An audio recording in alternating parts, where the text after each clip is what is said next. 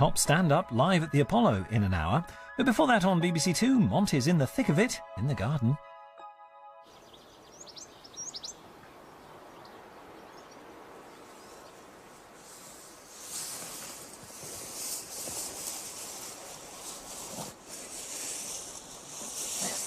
Hello, welcome to Gardener's World. I'm trying to just tighten up the border. There's a real tendency for the early flowering plants to lean and sprawl and push others which are struggling to come through out of the way. So, for example, this Iris sibirica, which has finished flowering, but the foliage still looks good, is spreading out and crushing an Iphophia here, and the Anne Folkard geranium, which is twining its way through this William Shakespeare rose, and of course the sunflowers, which in time will stand proud and tall, but for the moment are struggling a bit for competition, so they need staking now.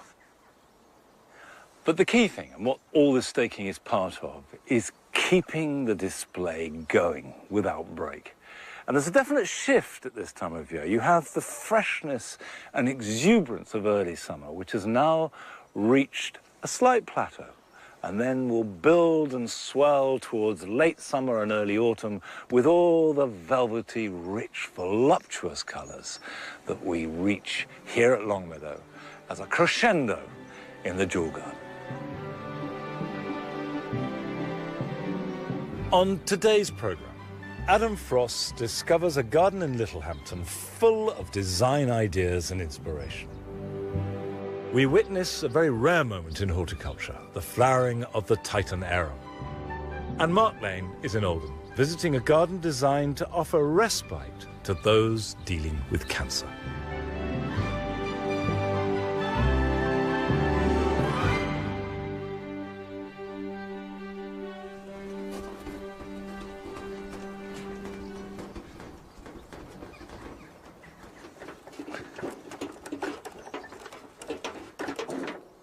Whilst it's obviously lovely to have a big vegetable plot or an allotment, a lot of people don't have access to those things, and if you're a beginner, it can be a bit daunting anyway.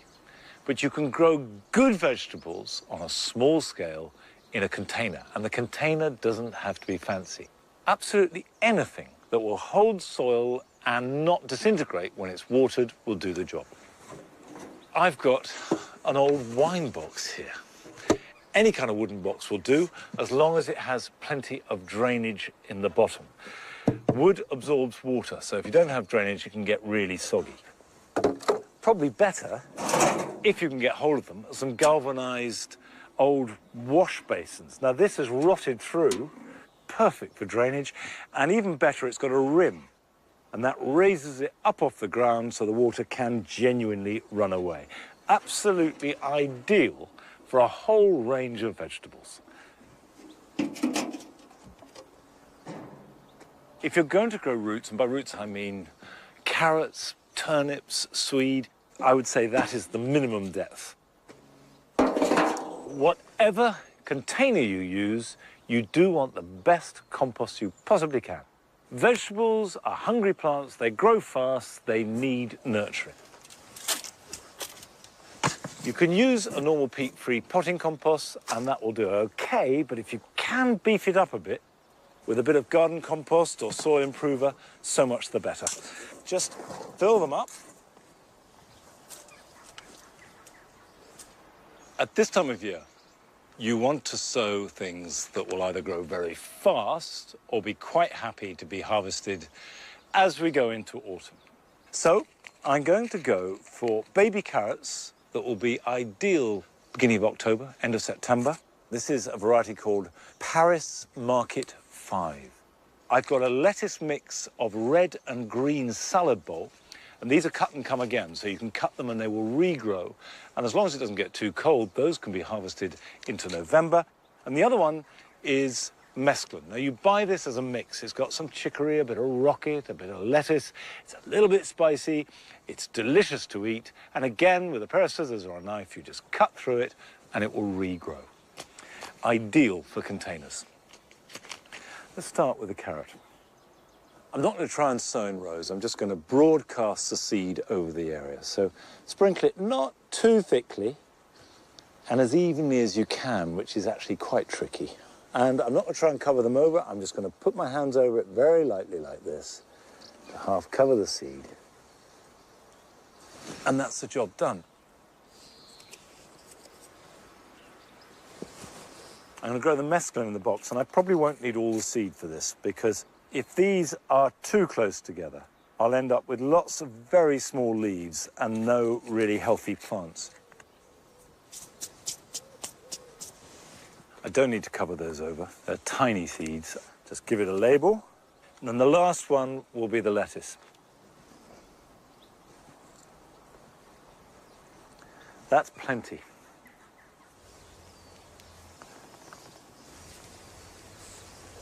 I'm going to put a couple of bricks underneath the box just to ensure that it drains well. There we go. At this stage, you just need to damp the seeds. But as the plants start to grow and you see the new growth coming up, do keep them well watered. But what I would say is if you want to do this, get on with it. It's getting late in the season. This is something to do this weekend if you're going to do it at all.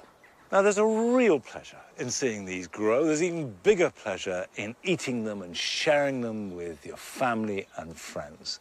And you can do it just with one little container. But if you start to build up the containers and you have 3, 4 or many more, then that becomes garden design. But it takes an expert eye to analyze that. And Adam Frost has been looking at private gardens and then taking them to pieces and explaining how they're put together so that we can gain and learn from it. This week, he's visiting a garden in Littlehampton in Sussex.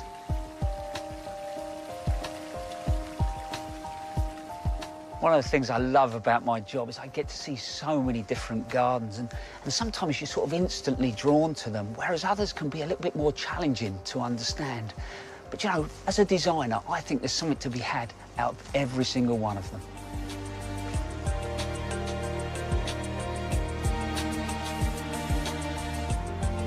I've come to a coastal garden in Sussex that has been carefully crafted and designed to transform a typical rectangular plot, 154 feet long and 49 feet wide.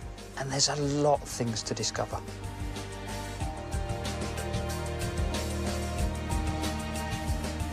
The planting in this garden is actually only 2 years old, so it's going to take a bit more time to really romp away. But what you can see straight away is actually the importance of repeated pattern, not only in the layout of the garden, but in the planting, and that's a trick you can use in any size garden. Former architect Derek Harnden and his wife Helen worked with a garden designer to create this garden.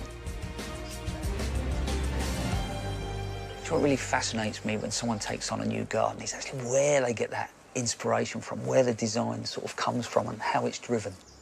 Helen likes circles, I like textures, and I like links between one aspect and another. So we've got intrigue, where one is not quite sure what's happening around the corner, and the wall was something that I felt was quite a necessary aspect to break the long garden into at least 2 spaces.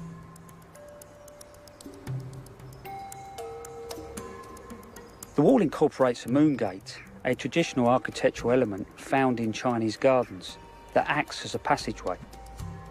So we've got the circle as an element of the design that is picked up in a number of other elements within the garden.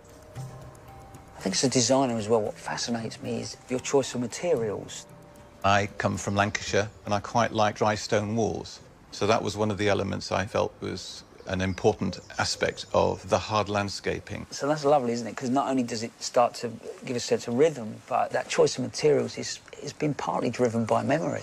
Yes, as a part of me, really, Time yes. gone by, yeah, which So is lovely. in a way, the garden reflects us.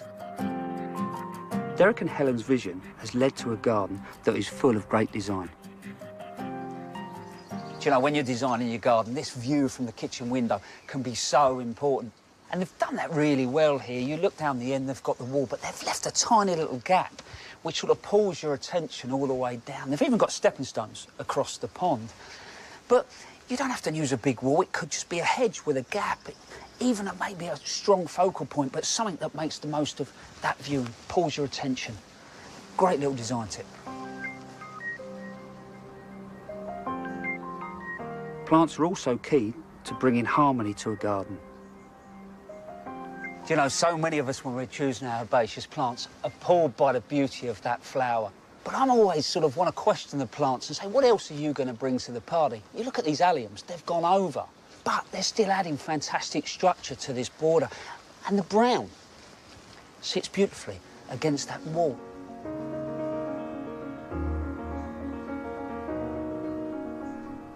Do you know, when it comes to choosing trees for your garden, it's incredibly important. I don't know over the years how many gardens I've been in and the tree's been too big for that space. But here, these Amelanchias, which are a lovely little garden tree, beautiful flower, berry, and then autumn colour, they're really going to change the atmosphere of this space. And I suppose what I mean by that, at the moment, I've got a huge sky above me, but as they get up and their canopies join, they will make this a sort of cool space with dapple shade and just change the mood a little bit before you then move in to the next space.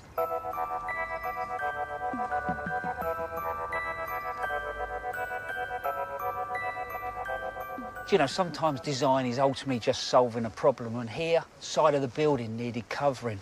And these are just gutters that run all the way along, which you could do at home. You might have a small vertical space that looks unsightly and wants covering.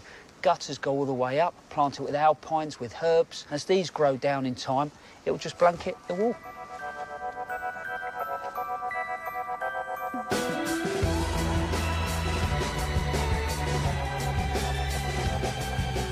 And this garden works well for Derek and his wife. Socially, they've got great spaces to use. On top of that, they bring water into the garden, which helps bring wildlife in. It plays with rhythm. In the planting, there's repeated colour and texture and structure, but then also shape, and that's used quite effectively. You've got the moon gate that's repeated in the lawn, and then it works again in this hobbit house, and that helps bring the whole thing together. Do you know, it'll be really interesting as the planting gets away and really pushes on. See how this garden comes together in the next couple of years.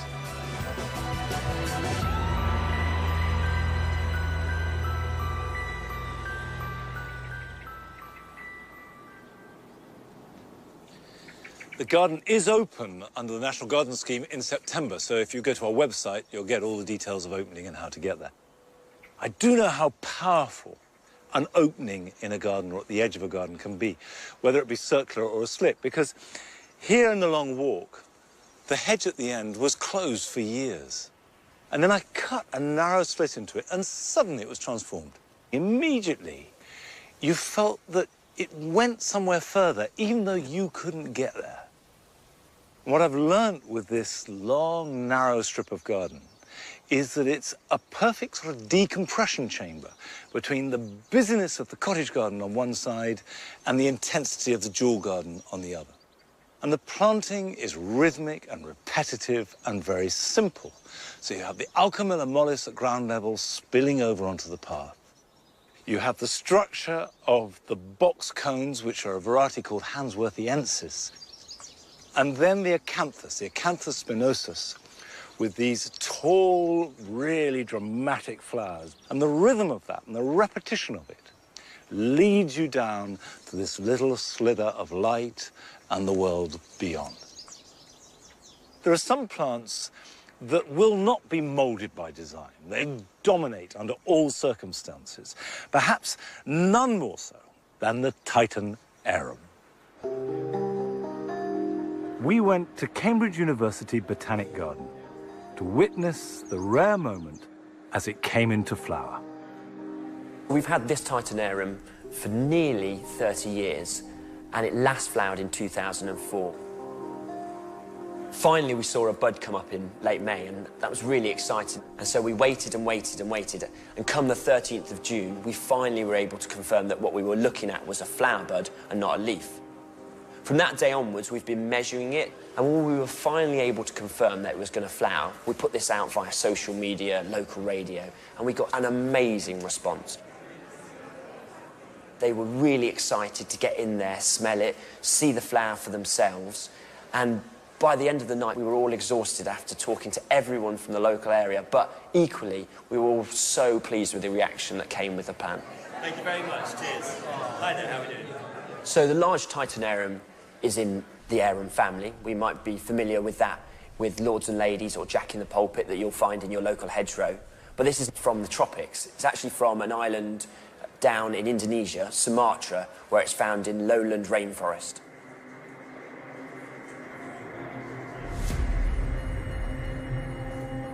So what we're actually looking at is a large leaf-like structure around a column known as a spathe, and at the bottom of that column are the male and female flowers. It can be anywhere from as small as ours at 1.36 metres right up to a massive 3 metres. So a regular question we get is, what is that actual big structure in the very centre of the flower spike, essentially? Well, what it's there for is there to produce a horrendous scent, and it's also there to produce heat. You can see that the heat is actually produced at the very tip of the structure, and then this slowly moves down the structure over the night. This allows the plant to really pump that noxious scent throughout the rainforest environment.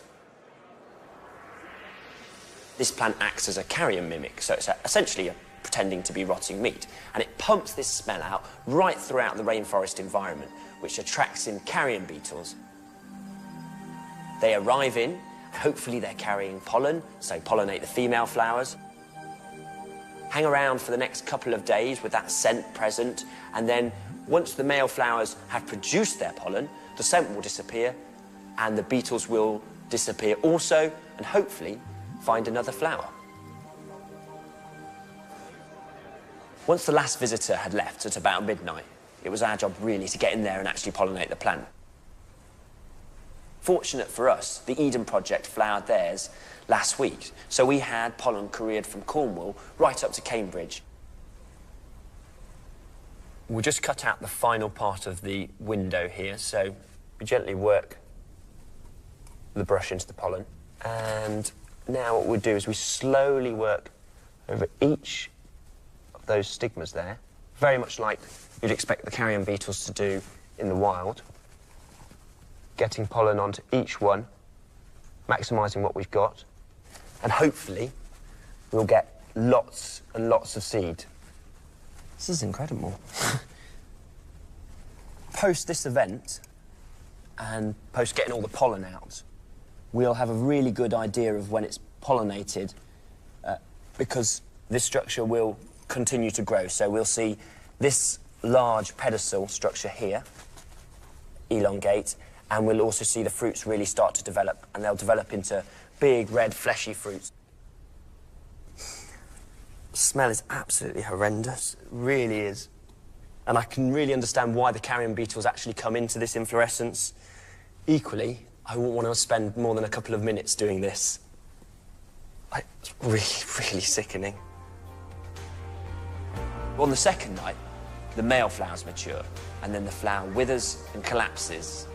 So now it's a waiting game, and over the next 2 to 3 weeks, we'll stand with bated breath to see whether the pollination was successful. And that's it for another 7 to 10 years.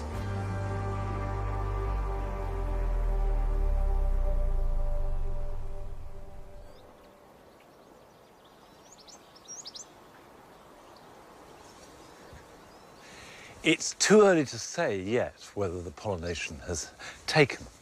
But if it does, there will be a new generation of Titanarums, which in 10 years' time will have their moment of glory when they stink the place out, attract crowds of admiration as they do so, and hopefully another generation will follow on after that. But plants don't have to be unusual or exceptional to be magical. Take, for example, this Crocosmia. This is Crocosmia lucifer, grown in 100,000 gardens across the land. And yet, is anything more beautiful than extraordinary in our gardens than this? Come on, dogs.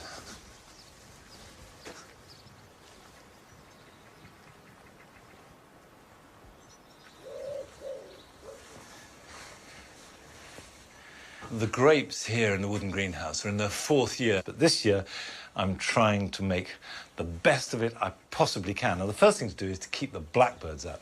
You can see here, this bunch was attacked by a blackbird just yesterday. So I've put up a screen. It's a very fine mesh, so it lets light in. You can see it, but it's not too intrusive. And in fact, it serves to keep wasps out as well. It's pretty much a predator-free zone. Now, the grapes themselves have been pruned really hard this year. I took off half the cordons. You've got the rods going along and the cordons coming up. And then, as the bunches of grapes appeared, I removed half of those too. And now I'm going to remove half of the grapes in each bunch. The idea being that each grape is really delicious because these are dessert grapes, the Black Hamburg. And to that end, you need to purchase these long scissors, which can be sold either to thin your grapes or to prune your nasal hairs. Also, I'm told, because I only use them for grapes, but they do the job pretty well. The secret is to cut on the inside, not the outside. It's those inner ones that you want to remove. And that lets in light and air and gives them a chance to swell and reduces the competition. This seems drastic, but I promise you it will result in a much better harvest. Now that is actually shaping up well. That's how they should all be. Space around each individual grape. Now, Mark Lane has been to Oldham. And he went there to visit a Maggie's Centre, which is created for the relief and solace of those suffering from cancer. And he spoke to one of the designers who had himself been through the experience of having and recovering from cancer, so knows only too well what is needed to create a garden that will be a real help.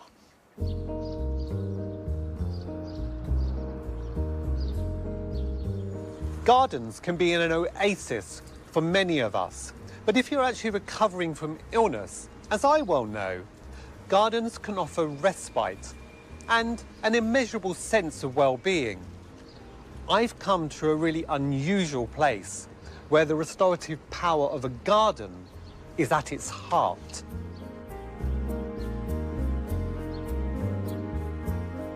Unlike many gardens that are designed after the building goes up, this 200 square metre garden has been specially designed to intertwine with the building.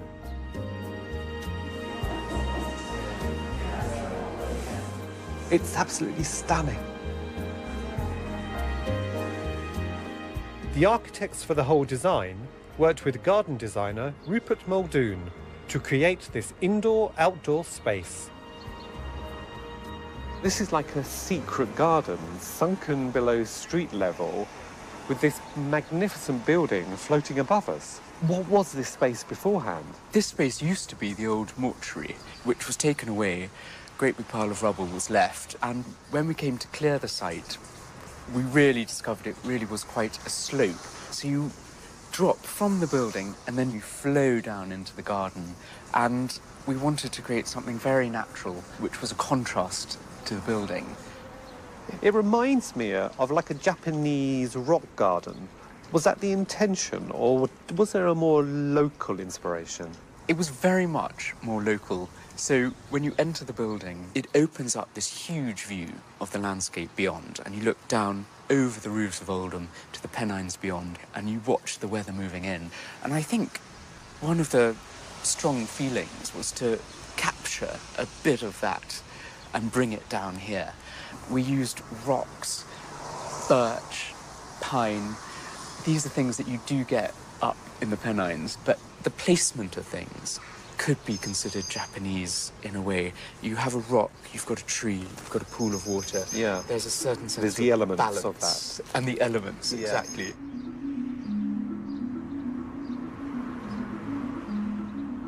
This building is quite dominant, and it does actually dictate many aspects of the garden. How on earth did you sort of start to think about this space in relation to this structure?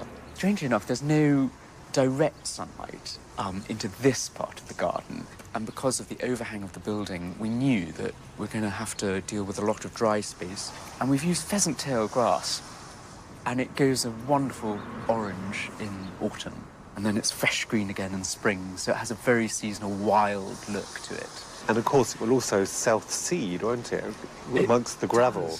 It can get everywhere. And then behind us, this bank is planted up with real shade-loving plants, ferns, hostas, pachysandra, lots of mind-your-own-business, which I'm hoping will percolate into the rocks, green it up, form a lawn, and then the whole garden almost pivots around this one tree, which is a real focal point, and it's a focal point within the building. The moment you fling open the doors, you see this tree waving in front of you. It really brings the outside in. And then down here, it's the sort of centerpiece for the whole garden. It's a multi-stem birch. It will go a gorgeous yellow in autumn, and the sticks will rattle against the glass in winter. Hopefully it becomes something people will know about. I think it's already been referred to as the tree of life. But you've used these different sort of grades of gravel for all these pathways, which sort of blur and blend. Obviously, being in a wheelchair, it's a little bit difficult, and I know as garden designers, you know, it's something we have to tackle in order to make gardens accessible for all. Gravel was chosen actually because it was quite cheap. It's a very natural material. It binds the garden together. And how we resolve how a wheelchair passes through gravel, we still need to do that. Would you ever consider something as sort of hard, like concrete? Yes, it could be concrete with aggregates in it, and then washed over so you get the aggregates. You still get that lovely sense of it being a loose path. But this will be a totally accessible garden.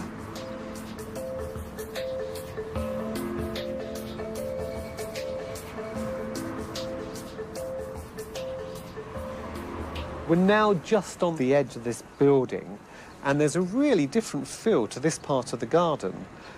Can you explain what's going on in this area? Yes, there's more light. We've been able to plant the trees that soar up high, and it's allowed us to plant an ornamental woodland. And you'll also see here small birch that's been used to form a sort of successional planting. So once these are matured, they can take over, and it forms that natural rhythm that you might have in a woodland. There's white swan, Iris sibirica, which will spread and form clumps. All the white digitalis, which hopefully will self-seed. It works so well, different plants, but still ties the whole garden together.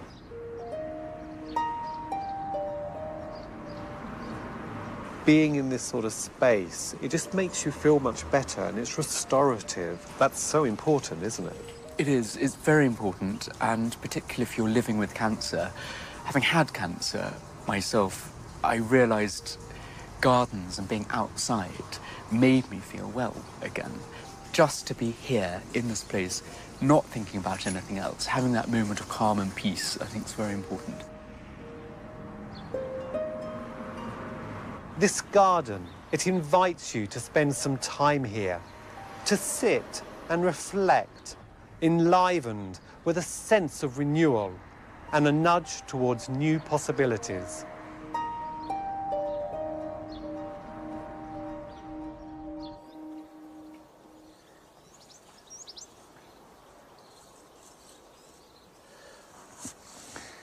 There's no question that gardens do heal. A garden eases mind and body. But we can have plants that are very specific to healing. This is a new herb garden we've made. And of course, throughout the ages, herbs have been used as much for medicine as they have for cooking. And the herb garden is taking shape. And I'm really pleased by the way that it's created something new, something useful, and there's no question about it. It feels like a good place. It's exciting. Now, still to come on tonight's programme. Nick Bailey shows how to transform a patio into a fragrant twilight zone. And I went to Ireland to visit the garden of the plantsman and plant hunter, Jimmy Blake. But first, Carol reveals her plant of the month. Our plant of the month for July is very special. The Egyptians used it in their cosmetics and in the process of mummification. The Romans bathed in it and cooked with it, and thousands of years later, we're still using it. It's such a special plant, it's even got a colour named after it. It is lavender.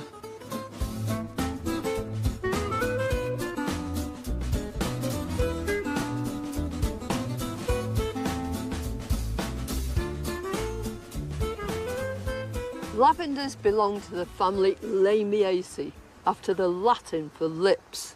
That's because each of their flowers has a lip, which is a kind of landing stage for insects who land, dip in their proboscis to extract that delicious nectar, and then take off again, ready for the next flower.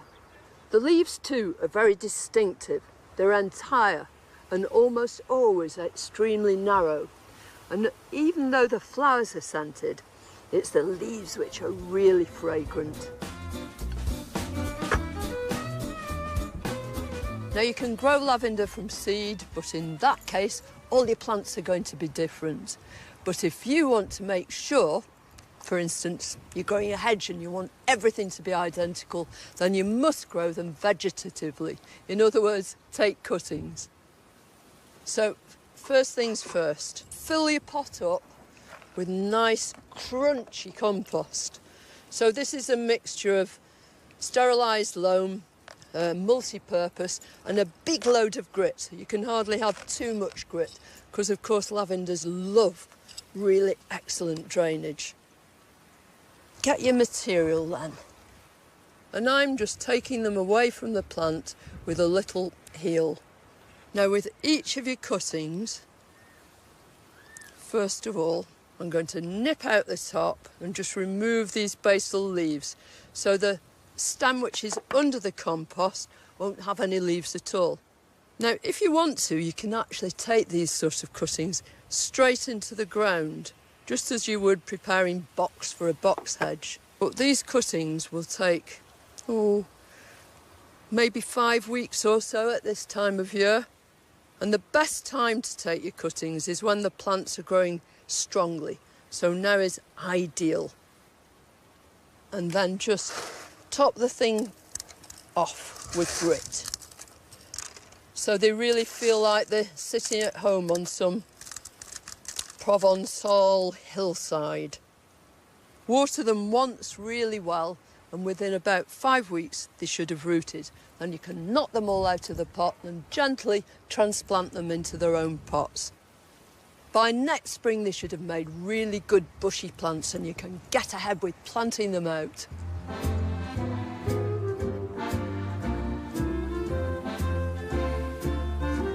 Lavender's easy to grow.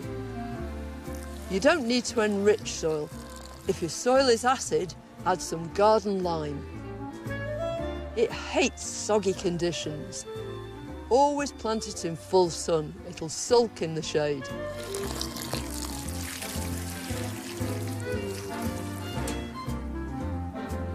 There are many lavender groups.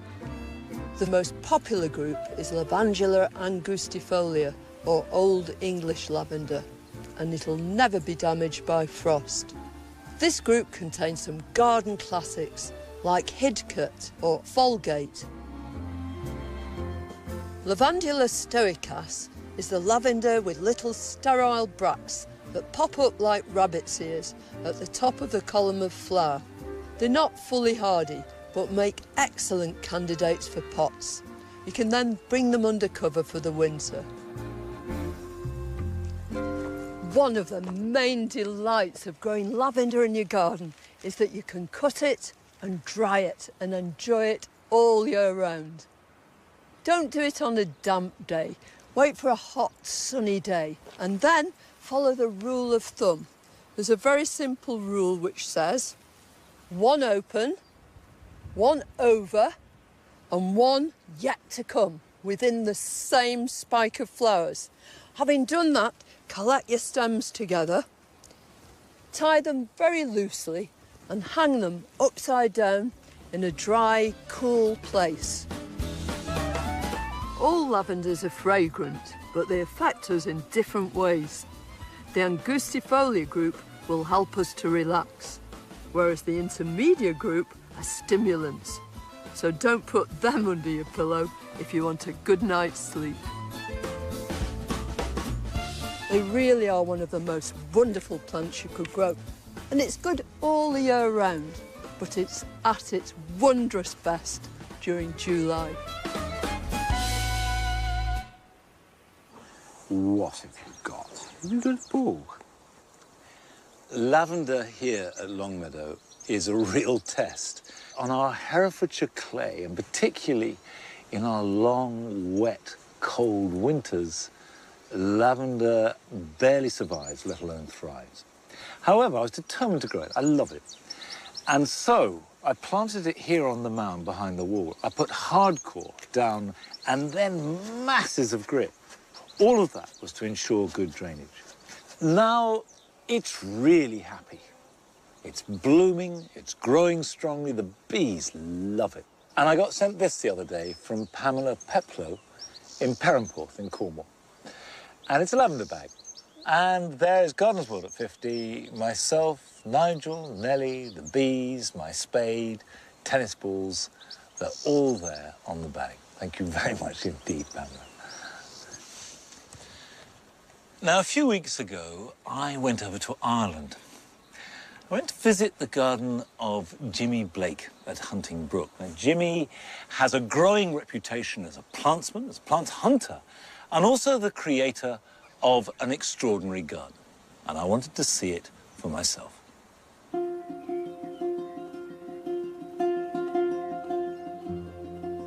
You know, it's really nice to get out from Longmeadow occasionally. I can come and visit a garden of any kind. I'm bound to see something that I haven't seen before. Hunting Brook stands 1,000 feet above sea level and combines prairie planting, perennials and woodland in an exotic mix. It is the unique and eclectic vision of Jimmy Blake, who owns one of Ireland's biggest private collection of plants.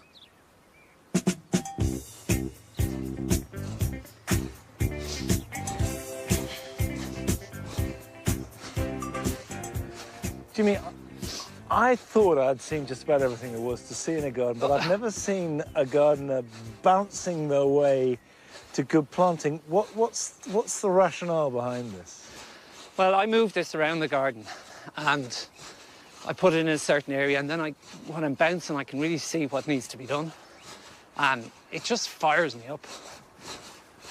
Well, listen, if you're feeling suitably fired up, there's 20 acres to go and have a look. Will you show me round?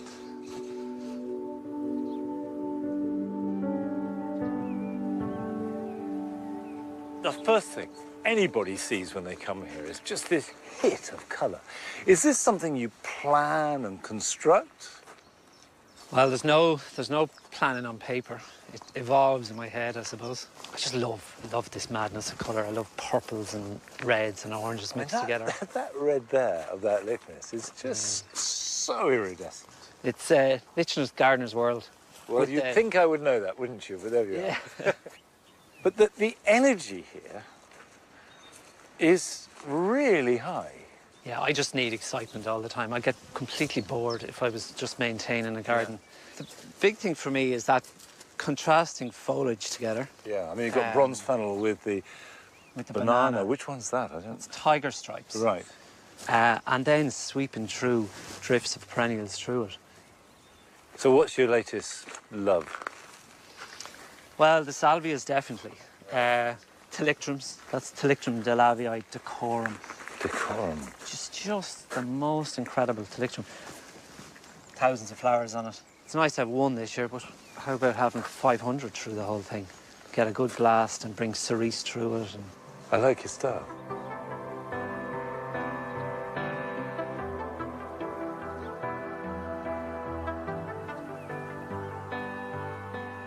Jimmy, in a garden that is so full of intense colour, you've got an awful lot of texture going on.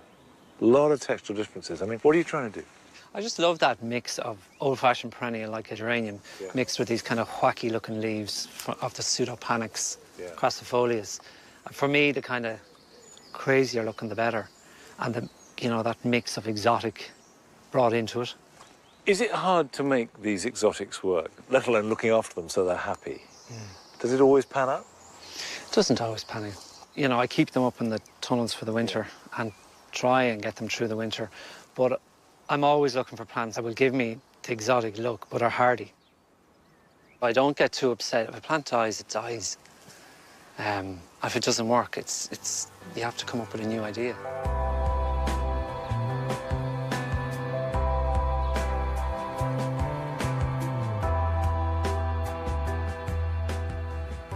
Actually, we're sitting here surrounded by this beautiful meadow.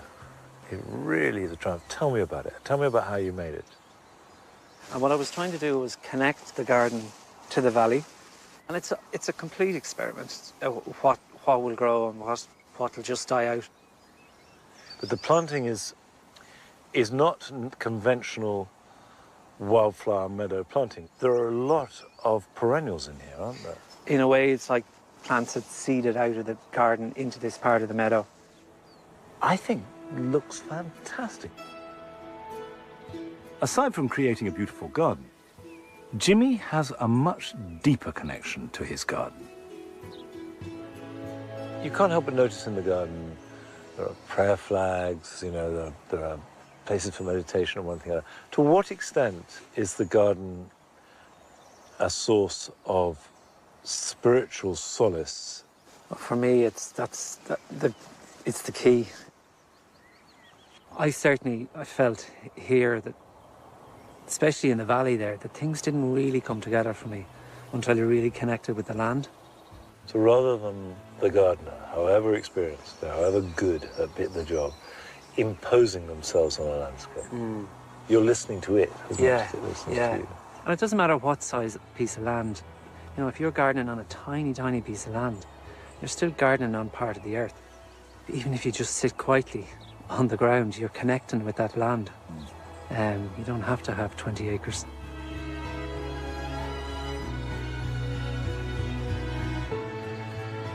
When I visit a garden, I try and see some aspect behind the scenes, compost heap or potting shed. In this case, this tunnel is fascinating. Because if you come in here and have a look, you'll see that not only is it full of plants, but they're all different. This is just a mass of little treasures waiting for space to appear in the garden for them to come through. And you have a feeling that Jimmy can't resist them. He's absolutely in love with plants, and for all the bouncing and the meditation, this is a plantsman to his very core. First impressions of this garden may lead you to think that this is charmingly eccentric. But actually, I think that's very superficial. Because scratch the surface, and what you find is a garden made in a long and distinguished tradition of plants, men and women. And that makes a garden that is endlessly beguiling, and however many times you visit it, you would always find something new.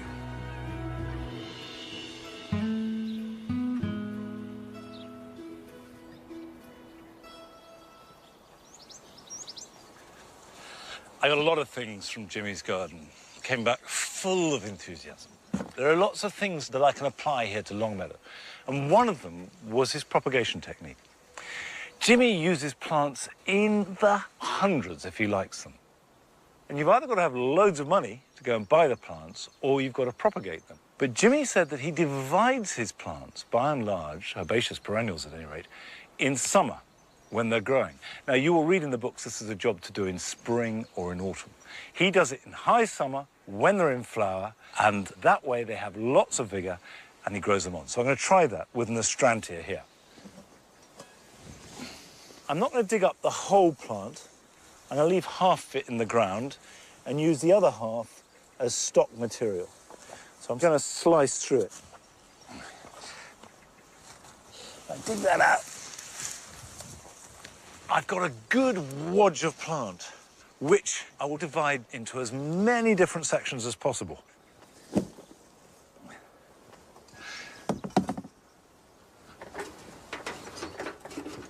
Come on.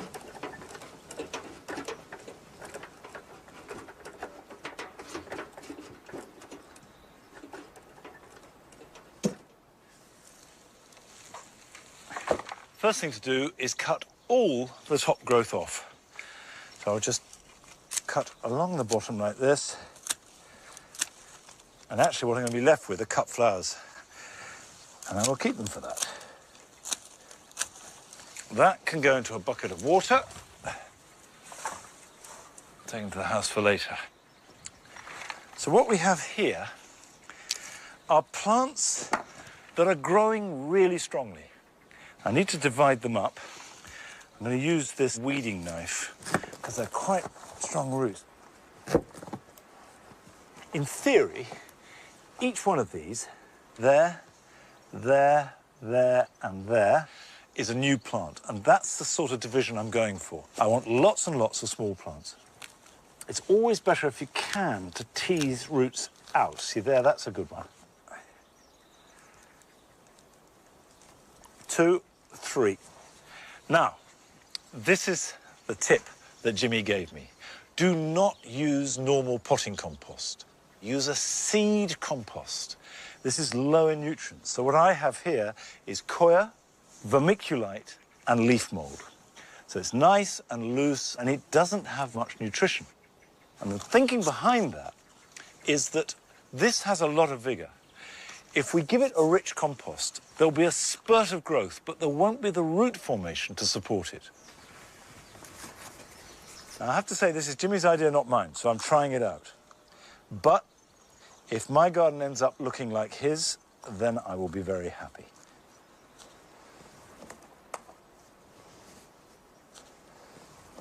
I don't need to protect these from anything other than too much sunshine. A little bit of shade is good, and I certainly need to keep them well watered. But if they grow and survive, I would expect them to be showing signs of new growth within a week or so and be ready to plant out by early October. And by this time next year, we'll have 18 nice, strong, new plants. And it's cost me practically nothing. If it works, this is a brilliant way to propagate.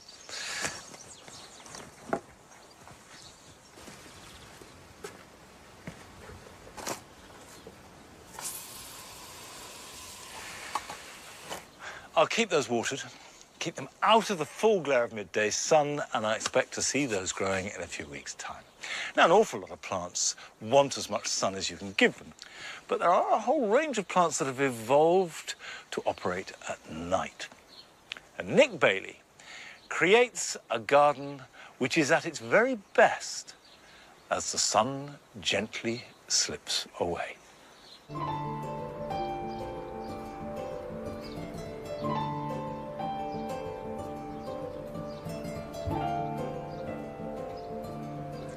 With our increasingly busy lifestyles, we're often away from our gardens between 9 and 5 when they're looking at their best. So how about creating a twilight garden, a garden that comes alive at night? By selecting the right plants, it's possible to have both beautiful colour and incredible scent that comes alive at dusk. Patios are great places to create a twilight space, and I'm going to show you how to transform a drab seating area like this one. Now, ideally, you would go for a south or west-facing wall. And the reason for that is that it retains heat. So plants that flower in the evening will release their scent even more with that heat coming out of the wall. To transform this concrete void, I need to fill it with plants, and this includes using the walls. So I'm erecting a trellis for scented climbers to clamber up. They've been painted lilac, which glows under the moonlight and is one of the last colours to disappear at dusk. I'm also putting up ornamental lanterns to provide a gentle light in the evening and make this area the perfect spot to sit and unwind.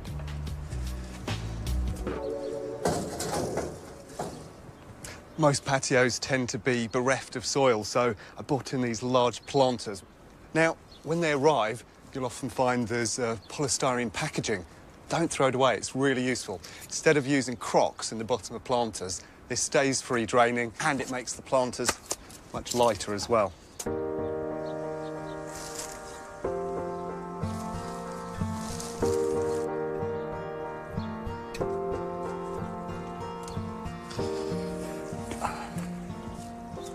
I've chosen two beautiful climbers to flank this back wall.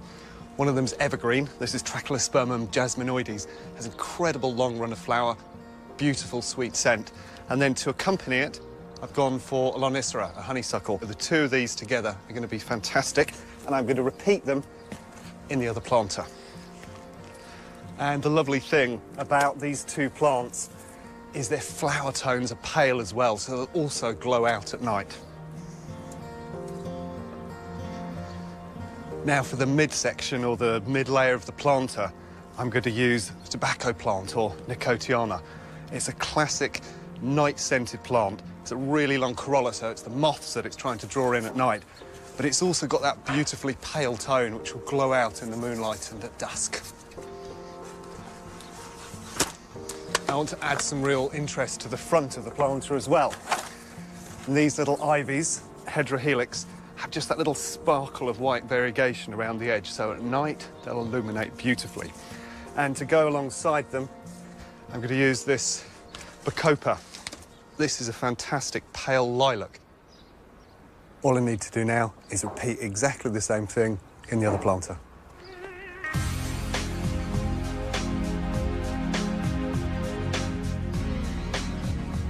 I don't want to limit the evening scent and colour just to the terrace. I want to extend it out into the rest of the garden. And so I'm going to use a range of plants through the bed in front of me here. Now, all important, of course, for this twilight terrace is ensuring lots of evening scent. And this is one of the classic ways to do it. This is Ornithra, or evening primrose. It's a little bit keen today. It's already come into flower, but it often opens up just at dusk and starts emanating that beautiful scent. Now, if you really want to crank up the scent even more, there are two plants from South America that are well worth growing. There's Brugmansia, commonly known as the angel's trumpet. It has huge, huge white flowers, and Marvel of Peru, or Mirabilis jalapa. Just going to add the finishing touches to the terrace. This is Leucophila brownii. It comes from Australia, so it's going to love the heat. I'm also going to use this gardenia. Now, this is the houseplant version. In other words, it's tender, but it'll grow very happily through the summer. And the final little addition is this Lobelia erinus. It's the common bedding lobelia, but these blue tones will also shine out at dusk.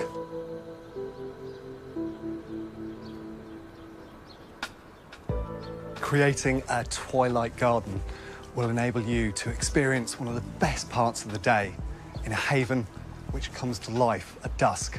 So whether you're entertaining family or friends or just by yourself, this mix of heady scented blooms and flowers that glow at night will turn your evening experiences into a magical moonlit paradise.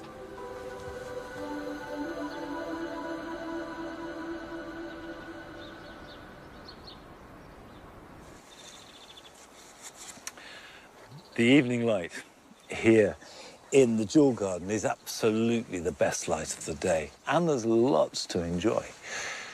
I don't think I've ever seen this clematis, which is Pearl d'Azur, look so good. It's just smothered in flower, and it's very healthy. There's not a hint of powdery mildew, which is what you get when it's very hot and dry. Don't be tempted to feed them when they're in flower. They don't need it then. Feed them when they're growing in spring or even after they've flowered. But when they're flowering, leave them alone, and that will encourage the flowering to continue. Now, it's been a good, hot, dry summer by and large, so let's see what the weather has in store this weekend.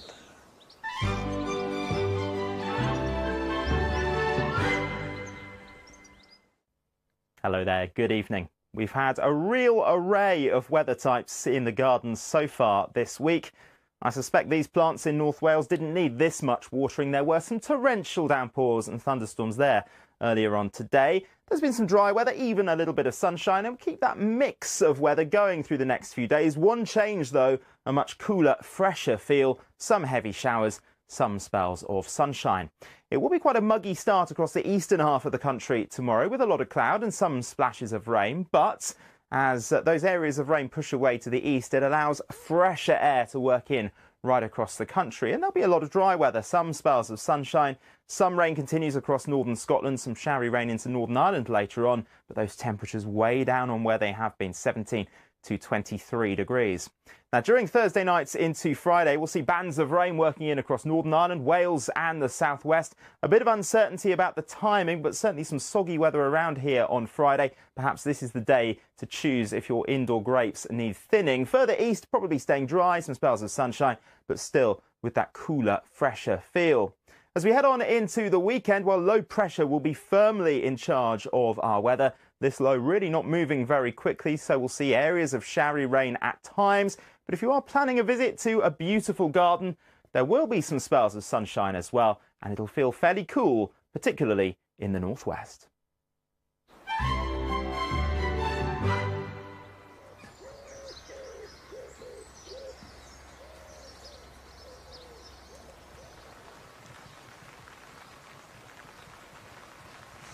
It is important to keep taking the side shoots out of your tomatoes. This keeps all the energy into making good fruit. And where the tomatoes reach the top of the glass, then just cut it off so it's not pushing against the glass. It's the fruit down below that you want to ripen and be really good. Now, you may not grow tomatoes, but don't think you're going to get away with it, because here are some jobs you can do this weekend.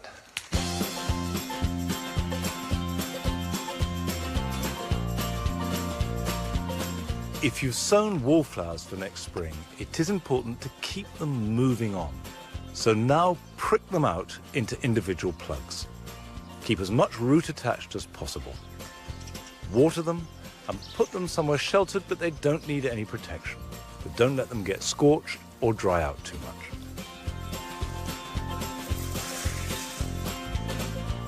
If you sow Florence fennel directly into the soil now, you can be harvesting them in September and October, but this is a job that you want to do this weekend. Sow them in rows, spreading the seed as thinly as possible. Cover them over and water them. And then as the seedlings appear, they can be thinned to about 9-inch spacing.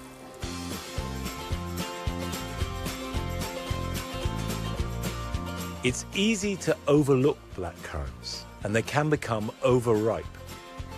So keep harvesting them now over the next week or two, and make sure that you gather every last berry, because, as everyone knows, you can't have summer pudding without black currants. It's easy to feel as though the garden or your allotment is getting on top of you. Well, don't let that happen. Enjoy the luxuriant growth. Here in the grass borders, the flowers and the grasses entwine and entangle to form a joyful jungle. Let summer overwhelm you with delight and make the most of it. I'm afraid there's no more time today. And next week, we are back on Fridays at 9 o'clock. But if you can't wait till then, you can catch me and the team tomorrow night at RHS Flower Show Tatton Park on BBC Two at 7:30. Till then, bye-bye. Wednesday Night Laughs next on BBC Two, live at the Apollo.